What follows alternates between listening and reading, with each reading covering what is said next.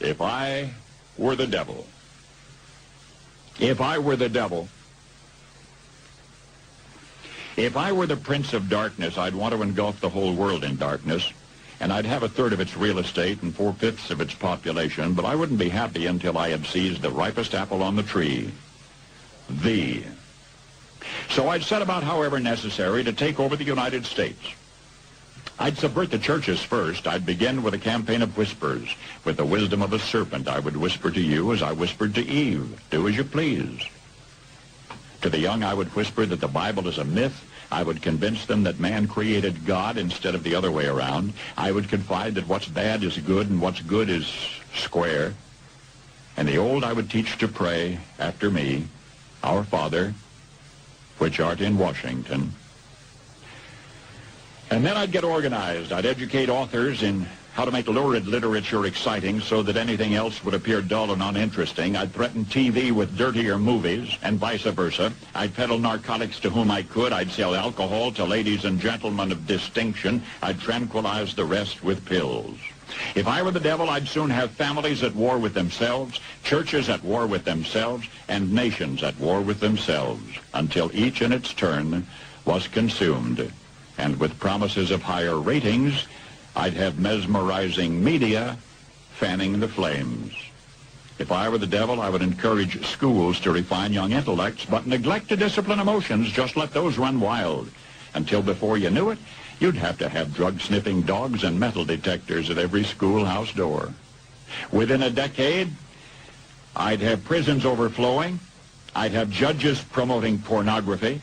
Soon I could evict God from the courthouse, then from the schoolhouse, and then from the houses of Congress. And in his own churches, I would substitute psychology for religion and deify science. I would lure priests and pastors into misusing boys and girls and church money. If I were the devil, I'd make the symbol of Easter an egg and the symbol of Christmas a bottle. If I were the devil, I'd take from those who have and give to those who wanted until I had killed the incentive of the ambitious. And what'll you bet? I couldn't get whole states to promote gambling as the way to get rich. I would caution against extremes in hard work, in patriotism, in moral conduct. I would convince the young that marriage is old-fashioned, that swinging is more fun, that what you see on TV is the way to be.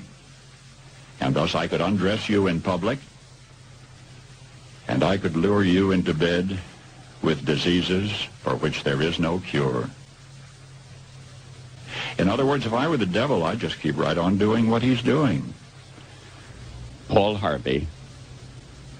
Good day. You can't always tell everything that's going on right up front, because if you tell everything that's going on right up front, then your enemy is going to know exactly what you're doing. I hope you're able to find the 30,000 emails that are missing. So yeah, we have a bigger issue than just Democrats. We have an issue of the American indoctrinated people that just let things like this go. It's been happening for years and years and years, and frankly, I'm sick of it. And so I'm just telling you, they're telling you, and they've been telling you this stuff in front of your face for a really long time. Our own government working against us. I mean, we've always had the government working against us. We just didn't know it.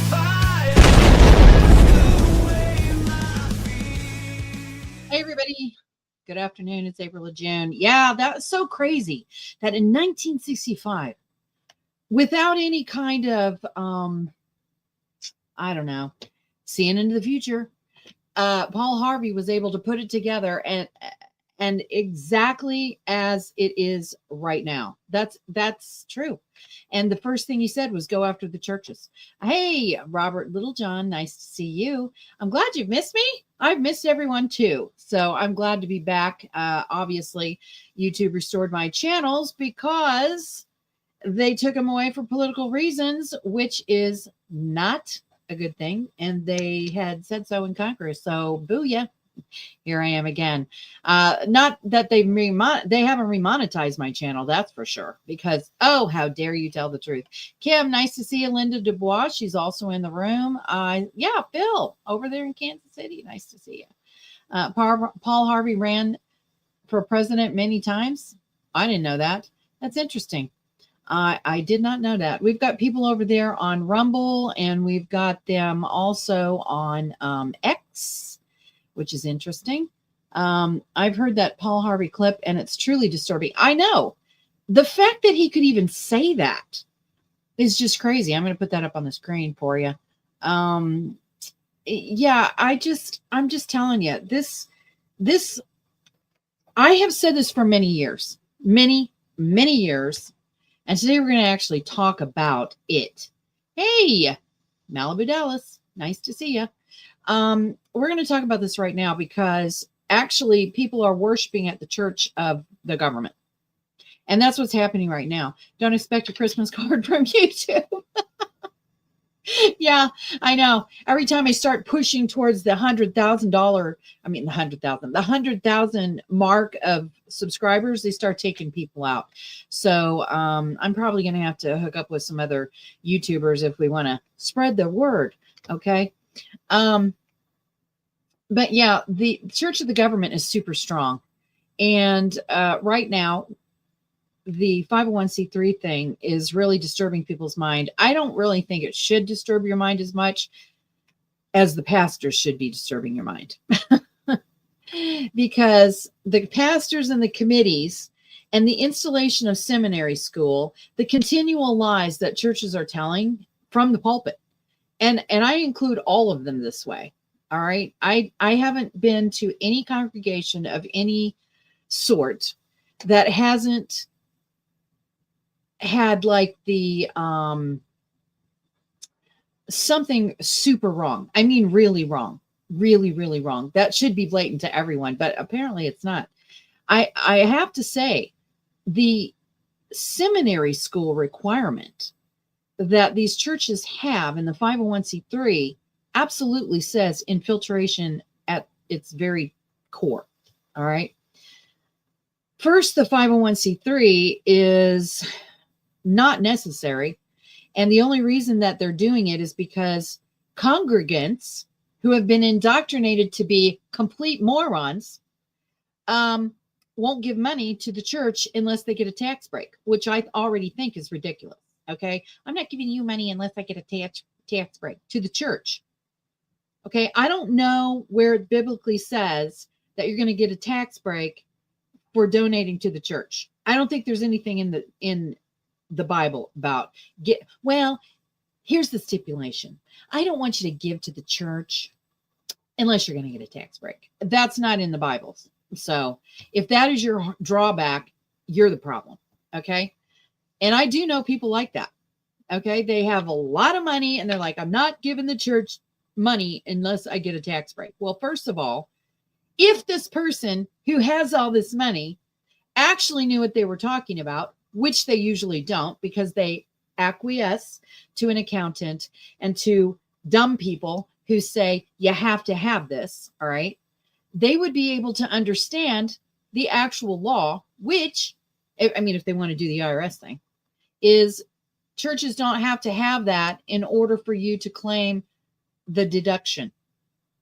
You should check out the Blind Ministry. He uncovers and exposes all the wrongdoings of the big churches. That's awesome. You know, I figure it this way. If you're attending a mega church, there's something wrong with that church. There's got to be, because usually it's party time at the church. That's all I ever see is it's party time. And they have concert halls in there that have all the lights and everything that you would have in a bar stage for a band. I mean, they always do. Like, and the spotlight features the preacher right now. Okay. I am so over that. It's ridiculous. Okay. Not only that, the first thing that happens when you go into the church is instead of a bar, they have a coffee place. Okay. And the congregants all have their little mugs up there. All right. Why? Church is not about coffee and donuts, but they have it there because that's what makes them come. If that's the only reason they're coming, what's the point? Why do you have to keep appeasing the ridiculousness of the people that are supposed to be coming to church? Well, I like going to this church because I really, really enjoy the coffee and donuts. What? That's not even what you're there for. So that's ridiculous. So we have seminary school and we have 501c3. Seminary school is ridiculous. There is nothing biblical about seminary school. Nothing. You can't look in the scriptures anywhere and see anything about seminary school, that there were any requirements. You must go through seminary school in order to go and be a preacher. There's nothing like that. People dedicated their lives just because they thought that was something that they wanted to do. It was their calling. They felt that that was their calling. What are the worst churches here in Kansas City of wrongdoing, run by the guy who founded it and other members? Higher up is the House of Prayer. There's all kinds of them everywhere. I think that the installation of seminary school, and if you look at it historically, just historically, all right, where did seminary school come from? And this is just a historical fact. It was the Jesuits. The Jesuits are the ones who came up with something that was similar to the seminary school we have today. Now, the Jesuits aren't that great anyway because they had secret societies, which is not biblical, and they did a lot of stuff that wasn't biblical to begin with. All right. And then from that came the Illuminati. And then from that spread out all these little fingers of corruption. It's just something that was a, how shall I say, a natural progression of evil. Hey, Karen, nice to see you. So this natural progression of evil, because natural man is an enemy to God. If that's true, then the churches are feeding on it for sure. So here we have preachers that are paid preachers, and they're going to say whatever the board wants. So there's these boards in these churches, and the boards in the churches decide who they're going to hire, because it's preaching for hire, who they're going to hire. And if that pastor goes in a different direction than what the board wants, guess who gets fired? So that means that whoever's on the board is controlling the doctrine of the church. It has nothing to do with the scriptures. They're hiring an employee to do something. All right. So now we've got the church of the government and the 501c3, because the government can come in and shut you down. They can do whatever they want. And that's on the guise of taxes. You're going to have a 501c3 if you want your congregants to have some kind of a tax deduction when they give you their money. Not biblical, not even true. Okay. Then you have the infiltration of the seminary school through the Jesuits. It's like, what? What are we doing? We're supposed to be educating people on the Bible, but that's not what seminary school really is. Seminary school is more the running of the business of a church. That's what it is. The Jesuits are basically hooked in with the Illuminati for satanic, and now they've taken over the Vatican. The Vatican is now allowing prayer rooms. I know, for the Muslims. It's just ridiculous. The next thing you know, it's going to be the Baptists and the Lutherans and the Methodists and whoever else installing little things for other religions. It's like, so what's the point of your religion? I remember one time, so I went to the Methodist church because somebody in my family wanted me to go there.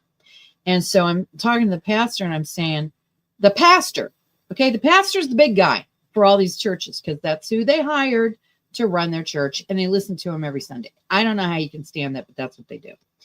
Oh, he's the holy one. All right. So I'm sitting there and talking to this guy, and I remember clearly sitting around the table with the people who were my family members and the Methodist preacher, pastor. And I said, okay, so what's the bottom line of what you guys believe? Just, give it to me in a nutshell. He said, well, basically, we believe that you can believe whatever you want. I said, what? It's like, okay, let me get this straight. I can believe whatever I want.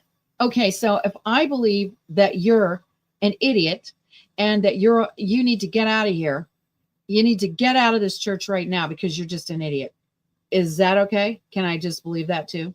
What if I believe that all the people of a certain category, whatever, are totally satanic and evil? Is that okay with you too? And he said, well, it's not like that. I'm like, well, you just said I can believe whatever I want. So which Bible are we using today? I mean, there's only 900. Which just throw a dart, put them all out there, throw a dart, and that's the one we're using today? Really? I said, you got to believe something. And he said, no, that's pretty much it. You can believe whatever you want. I was like, oh, wow. All right. Well, so I don't believe that this is the church for me, for sure. So I'm going to leave.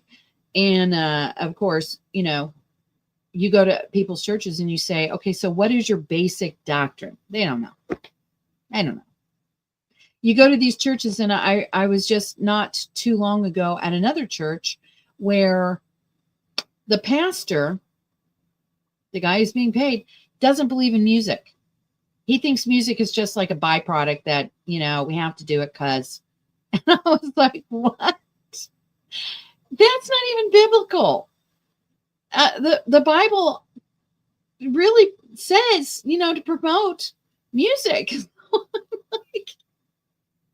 So this guy has just diminished every single person who's a musician, saying that they don't have any gifts that could be given to the rest of the congregants because they're just a musician. Who cares? That just wastes my time from being able to talk to you.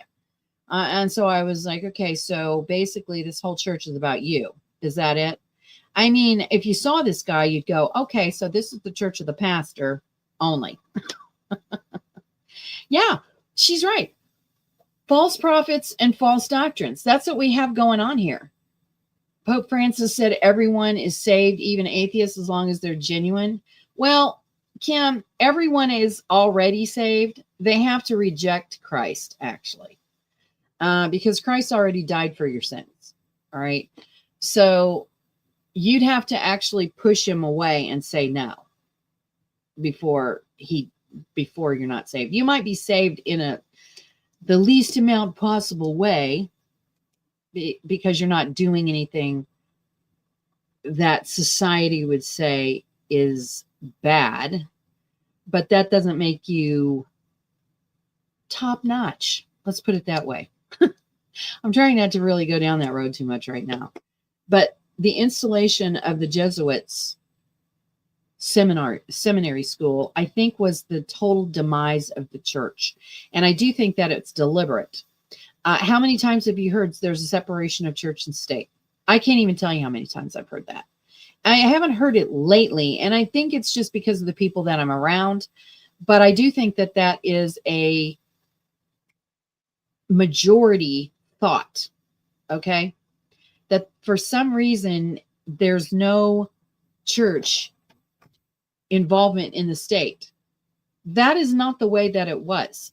Okay, how can you possibly take the founding documents that we have for this country that were written, inspired by God? Okay, I think that the men who created those documents were inspired by God to do so, because the Constitution itself has held up for this whole entire time. All right, over 250 years. Isn't it like 200? I think our birthday is like 251 or 2 or something like that. Very spiritual, but the corporate religion is quite difficult. Well, it might be quite difficult, but see, the problem is people who are sick and tired of that, what I'm talking about, leave the churches, so there's no influence there anymore. It's like, okay, so, and I know because I'm usually party of one. Just so you know. I feel your pain. As a party of one, I feel like I have to at least say something. You cannot have disorganized religion. You just can't do that. It has to be organized in some way, because God is not disorganization. He's not.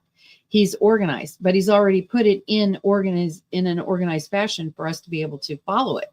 The problem is when you get egos and politics involved in the church itself. And no matter what you do, No matter what you do, politics are always involved in everything because someone always wants to be king. Now, if these people were truly Christian, they wouldn't want to be king. They would just recognize, okay, we need a leader for doing some stuff, whatever it is, appoint people to be leaders of certain things, and they would vote on it and say, okay, now see, that's the way it actually is in our church. And I know it's that way in some other churches, some other denominations, where the people vote. The people of the congregation actually vote for whoever's going to lead them. Okay. And they don't pay preachers. We don't pay preachers. And that's great. I think that it's corrupt enough without paying them too. That's a problem. All right. So I am still trying, but it's difficult. It is difficult. It's very difficult because, one time I was at church, and some of you guys know this. One time I was at church, and I'm listening to the guy giving his sermon, and I'm sitting there, and I'm thinking to myself, wait. I have my children right here. The guy's preaching that abortion is okay. That is not okay. And I don't care what church you're in. Now, you can be the church of the abortion if that's what you want, but it's still not okay. You can be a church that tolerates all kinds of stuff. That doesn't make it right. So here I am sitting here listening to this guy who's telling the people in the congregation that abortion is okay. He's not saying that if you had an abortion, Christ died for your sins. And so if you repent and understand that that was a wrong thinking, then you can be, Christ will forgive you for that. He didn't say that. He was saying that abortion is okay. All right. So I stood up because I'm sitting there thinking to myself, okay, I'm no longer in church. I'm not. This is obviously not church. So I'm just going to confront him right now. So I said, excuse me, I think you need to tell me where that is in the scriptures, because so far in your little sermon here, you haven't said one thing about a scripture. You just said stuff, and we're supposed to just believe you because you're you, I guess. But none of that stuff that you just said is biblical, and none of that stuff is anything that the church believes whatsoever. So you're going to have to justify what you're saying, which of course he couldn't do. And so I turned to the pastor and I said, what's the matter with you? Don't you think you should be saying something to this guy? Don't you think you should be standing up and saying, excuse me, you need to go now, because we're not going to be talking like that here. We got kids here. We got people who are influenced heavily by what comes out of this pulpit. So I don't think this is appropriate. I'm the pastor. You need to go. And then pick up the sermon or do whatever you want during that time period. Not one person in the congregation said something. No one. And so I was like, okay, I don't understand what's wrong with you people. Most of them are old. I don't understand what's wrong with you people. I don't understand what's wrong with the pastor. So I'm taking my kids and we're getting out of here right now. And then I went back and I called the church leadership and I said, hey, this guy is doing this and I think it's really, really wrong. You guys need to do something about it, because the pastor's not going to, and neither is the congregation. So obviously they went and they took care of it. I don't know what happened to the guy. I don't really care what happened to the guy at this point. It's been years and years and years, but come on. We should be standing up and saying something. I've stood up many times in church and said, excuse me, I don't think so. I don't know where you're getting your information from, but I'm reading the Bible right here, and I'm telling you, it doesn't say that. I mean, I can really read. I can read these things that you're quoting, and it doesn't say what you're saying it says. So I don't think so. We have a real problem in the church right now because we've got infiltrators who are standing up telling people the wrong thing. We have leadership in discouraging people from running for office. We have from the pulpit the Sunday morning rush to get to the football game. So I'm really, really sick and tired of this. We are the church of sports. We are the church of government. The government told people to slap stuff on their faces. And what did the churches do? Churches shut down because the government said so. Why? I mean, they thought it was okay to have strip clubs open. They thought it was okay to have liquor stores open, but not churches. Come on. Yes. Okay. Now get this. She says a lot of churches do not preach from the Bible. They try to be politically correct. Yes. There was nothing politically correct about Christ. Nothing. Why do you think they crucified him? It wasn't because he was going around giving out warm fuzzies. It was because he was in direct opposition to what was actually going on. Jesus was intolerant. He did not accommodate people who were doing bad things. He literally went around and said, I love you enough to tell you the truth. We're supposed to be loving our neighbors. That's true. But that's not what preachers preach. They preach tolerance. We even have people pretending to be preachers that have the rainbow collars on them saying, oh, yeah, this is okay. It's not okay. It's not okay. I got friends who I don't agree with their philosophies. Christianity does say that you can be bad if that's what you want to be. If that's what you want to be. You can be bad. I mean, we're not going to stop you as long as you're not infringing on me. I have friends that they know where I stand. And as they know where I stand, we don't discuss that portion. We don't promote that portion. I'm not going to stop talking to them because I'm hoping at one day, maybe they will understand that God loves them the way they are. They weren't made imperfect. They were actually made perfect. They're the ones. God said, okay, look, I'm going to make this person this way because they're in my image and I got a calling for them. Now, if they step up to the plate, that's fine. But they don't always step up to the plate. They're not always facilitated to step up the plate. Sometimes it's hard to step up to the plate, especially when everybody else is putting you down. And that happens in the church, really, especially. Okay, so get this. Yeah, I don't think God makes mistakes. I don't. I think that right now we have a lot of propaganda that pushes people towards things that they're not supposed to be doing. And that makes them feel guilt trips inside. And, that is a spiritual problem. As far as I'm concerned, it's a spiritual problem. But, so this is the ridiculousness of churches today. So not too long ago during the summer, I was asked to go and help the church during Vacation Bible School. And I thought, all right, I'll go, I'll help. I'll see what's going on here. So I get there and they say, I'm listening to the kids and the women who are the mothers, telling the kids to call them Miss like Karen or Miss Betty or Miss whatever their name is. And I thought to myself, that is really not very good.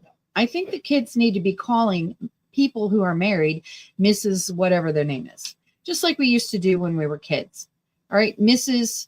So-and-so. Well, so they asked me and I said, yeah, I want you to call me Mrs. And they said, what? And I said, well, you see, I'm married and I don't think it's appropriate for children to be calling me by my first name. I don't. So I think what we need to do here is, have a little respect. Now, the kids didn't have any problem with that. Guess who did? The mothers, the people who are in charge. They're the ones who had the problem. Kids didn't care. Kids were like, sure. So that's what they called me. I also noticed that the only thing that the mothers were doing was getting together for social hour while the kids were basically running around doing whatever they wanted.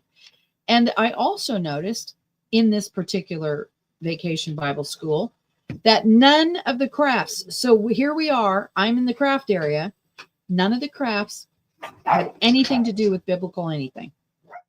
They were supposed to be teaching the kids something biblical. And you'd think that the craft would hone in whatever the message was supposed to be for those kids that day. You'd think that they would do something about learning some kind of biblical verses, anything.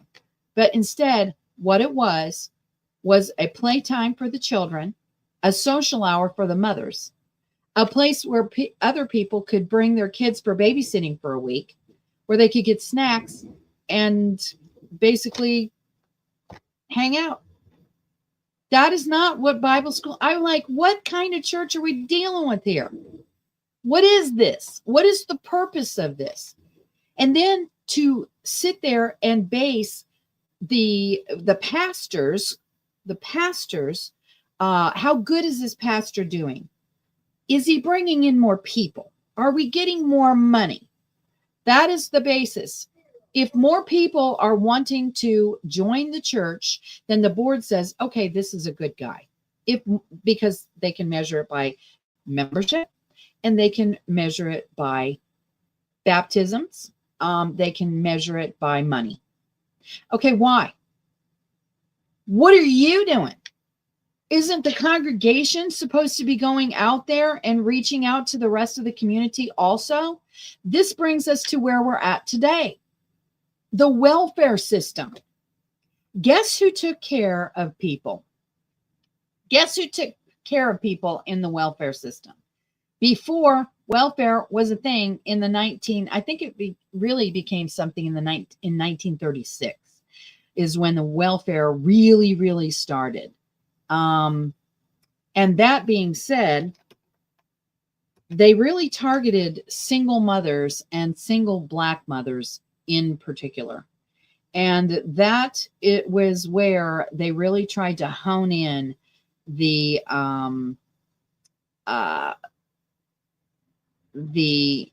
welfare. Okay.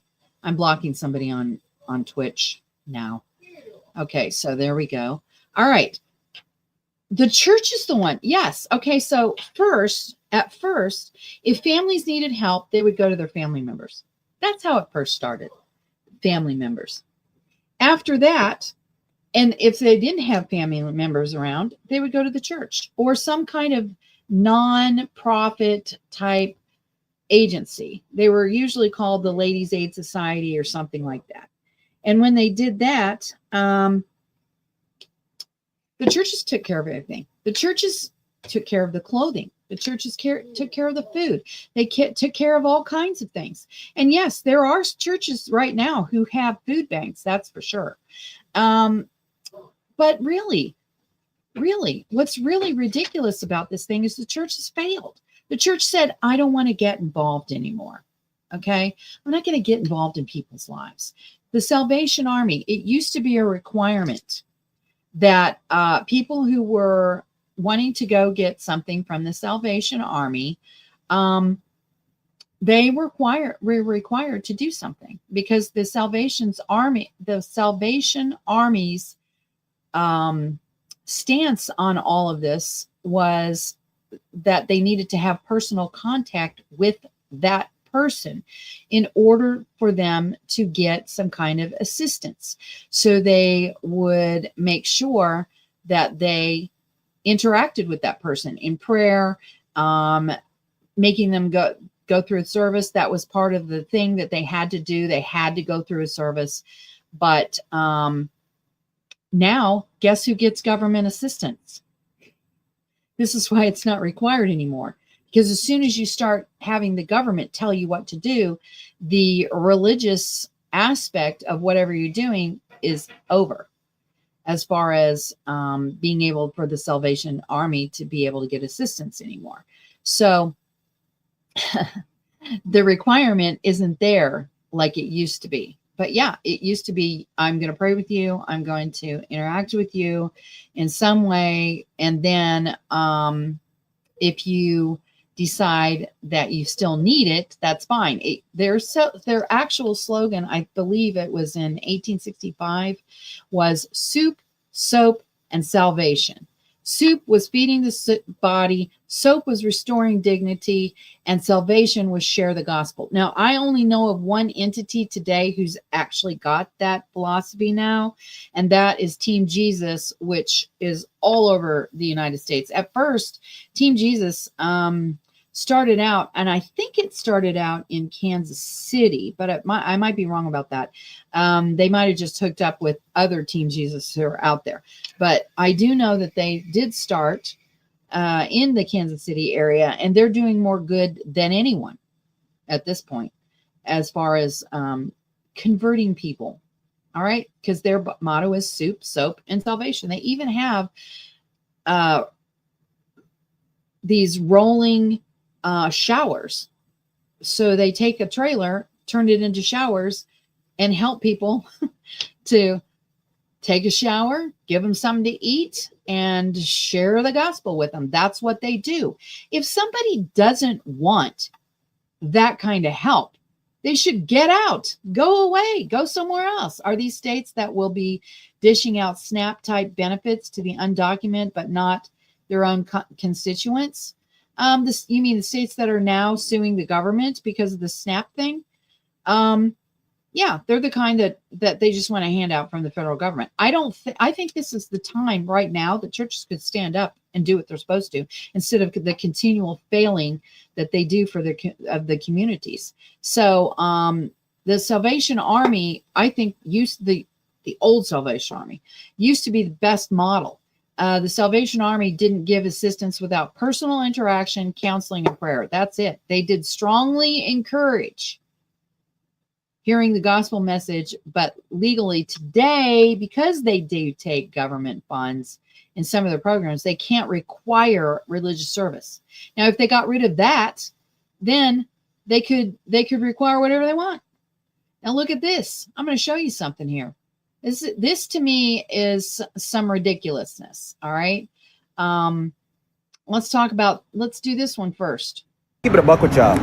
Like, the real reason why a lot of people are upset about this whole food stamps, SNAP benefit thing, bro, is because they're selling their food stamps, bro. They're selling them. I'm telling you, They are selling their food stamps, bro. You know how many people in New York and other states right now are going to the corner store, the deli, and they're selling their food stamps, bro? They're selling, that's why they're getting like $4,000, $3,000 in food stamps, and they're selling it for cash. They'll get $4,000 in food stamps, and they'll just take like $1,000 in cash. Like, bro, like, that's happening like everywhere. That's why they're mad. That is exactly why they're mad right now. And you know the thing about it too? They will never admit to selling their food stamps. But it's happening. Now, he's not saying he's doing that. He's telling you that people are doing that. And in fact, look at this one. Look at this girl right here. I can't even believe it. Guys, I'm out of the store. Did you see her bag? Did you see that bag? Let's see if we can look at it again. I'm out of the store. What kind of bag is that? Is that not a Coach bag? Now listen to what she's doing. So they wanted $7 for this. Mind you, I don't have food stamps anymore. They cut me off. So I only had $22 left in food stamps. So this is what I stole. Now look, okay. She's got jewelry on that looks to be fairly nice. She's got long fingernails on and a Coach bag. I'm pretty sure she's probably wearing designer clothing too. They wanted $9 for this. I said, oh, I don't got $9. Then they I don't got $9. Then they wanted $2 for this. They wanted, sorry, it's all fucked up because it's been in my purse, $7 for this. I'm making some stuffed salmon today. These are needed. She's making stuffed salmon. Are you eating stuffed salmon?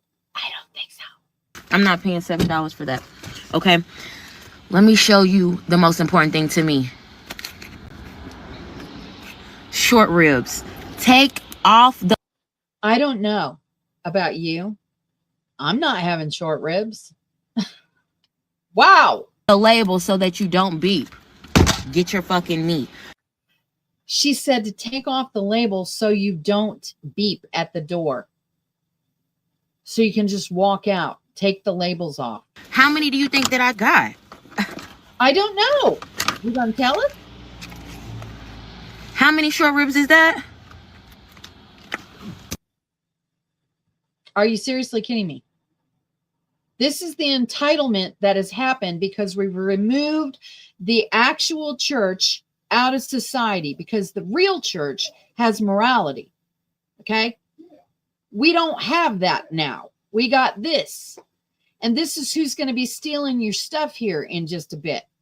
So I hope you guys are understanding what's going on here. And look at this guy, what he's saying. There are 42 million people in this country that need food stamps on a weekly basis. And we're saying people deliberately instead of Americans, because most of the people that are on food stamps aren't even from this country. 45% of Afghanistan immigrants are on food stamps. 42% of Somali immigrants. I don't know if you know that or not. Look, 45.6% of Afghanis are on food stamps in the country. 42.4% Somali. Who is from Somalia that we know of in the government? Isn't that Ilhan Omar? Yeah. 34% of every immigrant from Iraq, 23% of Haitians, 59% of all illegal aliens are collecting food stamps, meaning that most of the people getting food stamps from the U.S. government and the U.S. taxpayer are not even Americans. Think about that. And we didn't know about any of this before the government shutdown started, but thanks to Democrats, we can confirm tonight that millions of Joe Biden illegal aliens, people who crossed the border when Joe was president, are now collecting food stamps from a program funded by hardworking American taxpayers. Are you getting it yet? Anybody? I hope so. Because see, here's something that is amazing. Listen to this woman, what she says about this. Take away child support, food stamps, Section 8, and Medicaid. I bet some women will be more cautious of who they sleep with. Get it? So the morality has been taken out of society, almost totally, it seems like. Tori Mara said that Gavin has a program that funds undocumented, so you mean illegals, so they will not be missing their benefits in November. I know. I find that very interesting that somehow, some way, the magic money fairy always is able to sprinkle more money where there's already a deficit. Does that happen to you? When you overextend, are you able to just run down to the store? Okay. Can you just go over there and start handing out millions of dollars to people that you don't have? Apparently, somehow, Gavin Newsom's able to do that. Okay. I think this is absolutely outrageous. Okay. And this is where the churches were coming in, because I don't think that these people would go to the churches. I don't think that they would go to the churches. Maybe they'd establish their own little community where they could go and do it themselves and support themselves. Isn't that what they're supposed to be doing? Yeah. See, Robert's saying, I'm on a fixed income. If I overspend, I take the hit and learn how not to spend. Support all the illegals now. Let Trump do his job. Yeah. Let Trump do his job. Let ICE do their jobs. The churches sure aren't doing it. The churches aren't encouraging any kind of morality whatsoever, especially when you have these preachers and these people that follow them who go out there in the community and say, we should love everyone. Okay, loving them is not supporting their bad habits. It's not supporting bad habits. It's not supporting bad behavior. I'm not saying that every single one of us are some kind of righteous person going around all the time. Why wasn't that lady working? She looks to be in good health. Because she's probably, okay, so I have a friend, just so you know. I had a friend, not anymore. And part of the reason is because of this stuff, all right? And I cut her off from being my friend. Because I'm like, look, I can't even listen to you anymore. It's just ridiculous. So she spends all of her waking hours trying to figure out how she can get stuff for free. That's her whole waking hours.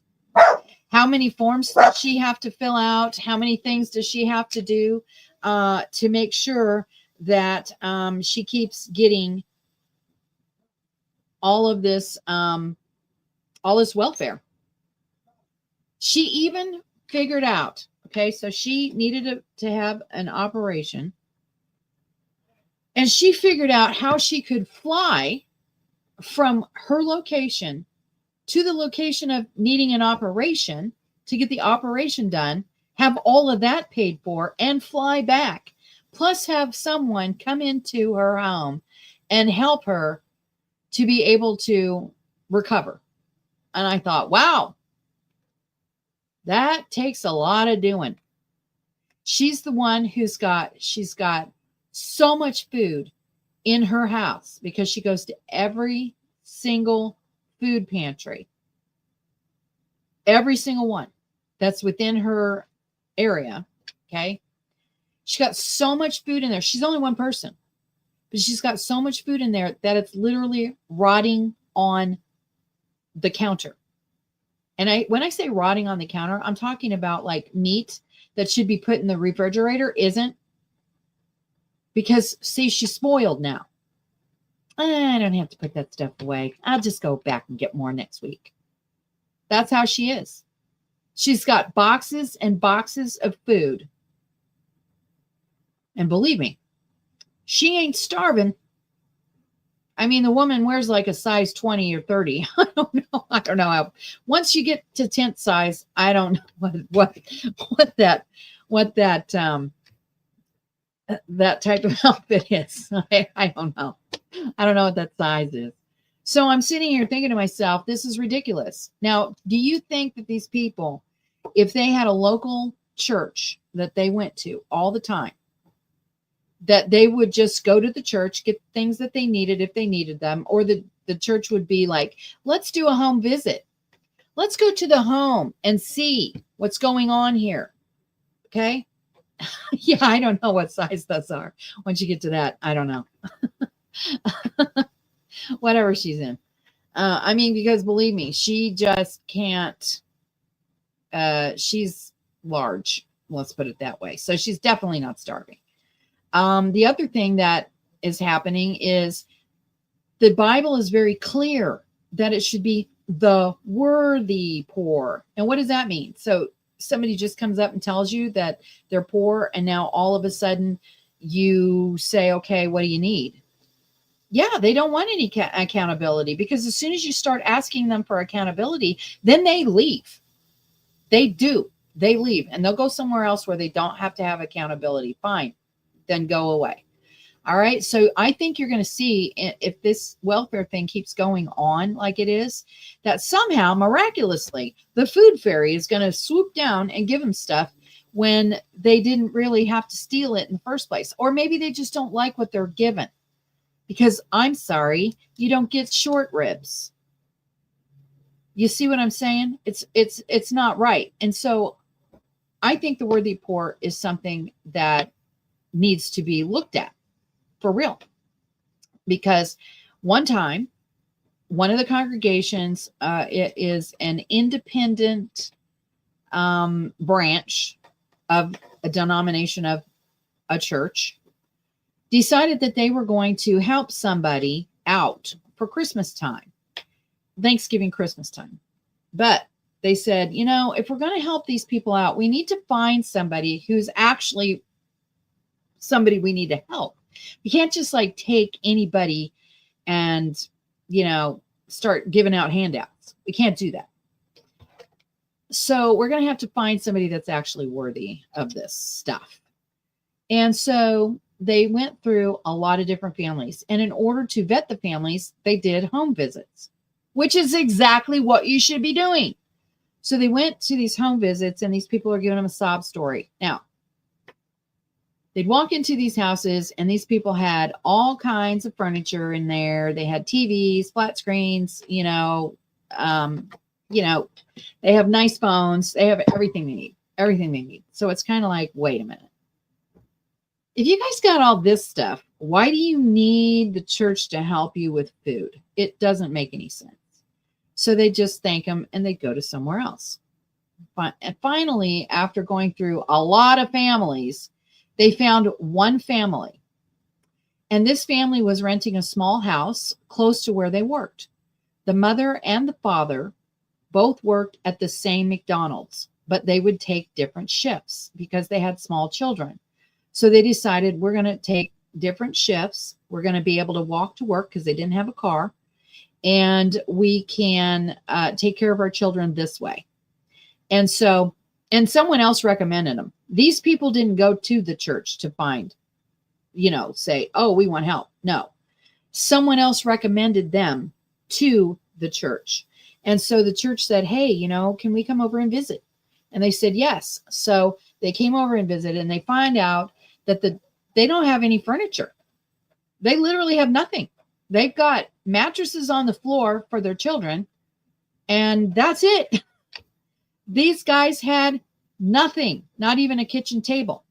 They were barely getting by, barely able to pay the rent, but they were paying the rent, they were paying their utilities, and they were doing everything that they needed to do to make sure that they took care of their children. I mean, there's no requirement that a child has to be on a bed frame, but they certainly took care of their children first. So here's these people. They don't have anything.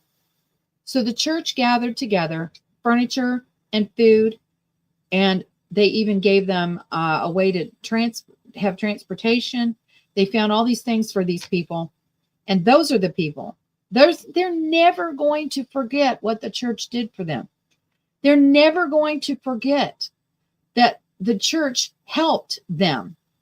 And those people are now congregants of the church. So it's kind of like, that's the kind of people, the people who are actually trying to get better and get ahead. It's not like those people were asking for handouts. That is the worthy poor. Not this lady with the Coach bag who's got long fingernails. I couldn't tell if she had lashes on, but she probably does. And she's probably got a weave. So excuse me, I don't think that's the worthy poor, going out and stealing from people. That's not the worthy poor. This is where the churches are today. Morality is nothing. Morality is nothing. We don't even have morality. Listen to this guy. Listen to what this guy says, and I think he's right. I'm just going to say it, and I don't care who get mad. Should no grown-ass, able-bodied people be freaking out about no food stamps? If you got 2 legs, 2 arms, you can get up and talk on the phone. You can get up and take your behind to work. I'm talking to able-bodied people.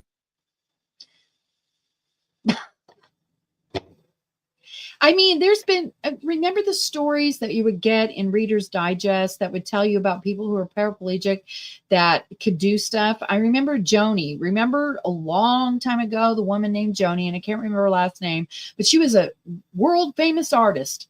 Very, very, very good. And she was a paraplegic.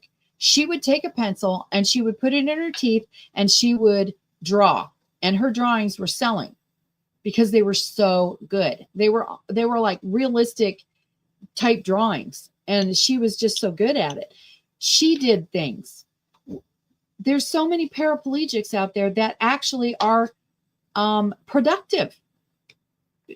What are we doing? We're literally trying to tell people that they can't do anything anymore. They can't be creative. They can't get out of the circumstances that they're in. They can't fend for themselves. Now, of course, there's people who can't fend for themselves. That's obvious. But people that are the majority should and can go out there and find a job. Create your own work. Churches should be encouraging them to do that. They shouldn't be sitting there and subjected to society's ridiculousness. That's not what the church was there for. The morality issue is a huge, huge issue, because if the morality issue was something that these people were feeling in any way, shape, or form, if they were feeling like, hey, maybe I shouldn't steal stuff from people, they certainly wouldn't be going on TikTok and making videos about with Coach purses, nails, great jewelry, designer wear. Okay. They wouldn't be going out there and making TikTok videos about how they went out and stole a bunch of stuff. And you can see those videos everywhere. Okay. It's not just that one woman. They're everywhere. And telling people that they're going to come and steal their stuff when they come out of the store. This is the demise of society. And believe me, it's getting worse and worse and worse. There used to be a time when you could go down the street in Independence, Missouri, where I grew up. You could go down the street. You could drive. You could get on your bike and go by yourself. You can't do that today. You can't do that. No matter what neighborhood you're in, you can't do it. I used to walk to school, and it wasn't over, 25 hills and 10 miles away, or up, uphill both ways during the snow and blah, blah, blah. It wasn't like that. But it was a mile from my house, from my door to the school, 1 mile. Okay. It was snowing. It was raining on different days. So I dressed accordingly and I walked to school. Sometimes I would walk with my sister to school. Sometimes I would walk with my friends to school. I would walk home from school. We didn't have to worry about the stuff that we have to worry about today. There is no way. Just 1 mile. You got to drive your kid 1 mile or walk with your kid 1 mile to go to school because you can't figure out whether or not you can trust anything between your door and the schoolhouse door. It's to the point of total destruction, which is biblical, I know. But you have to deal with your own little world where you are, your own little world where you are, okay? You can't change the entire world, but maybe you can change the community you're in. They had one on a blind man in the 60s that built his own house with power tools. That's pretty good. He's talking about Reader's Digest. So, guys, maybe you can influence your local church to do something. Maybe you can influence your local congregations to do something. Maybe you can gather some people and have some kind of service in your home, whatever. But somebody's going to have to start doing something, because the society that we have today, we have grown 3 generations of entitled, poorly educated, self-entitled people. And that is not going to end well. That is for sure.